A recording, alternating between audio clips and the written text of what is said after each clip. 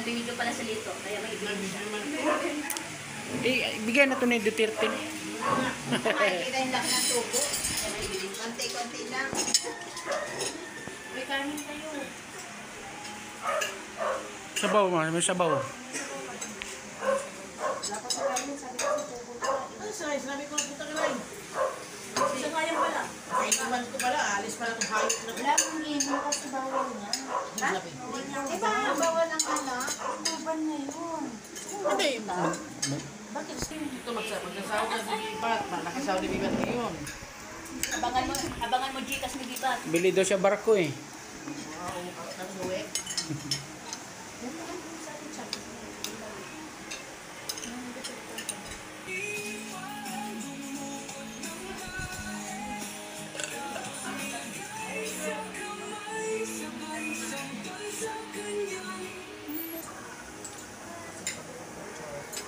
Pag-video lang.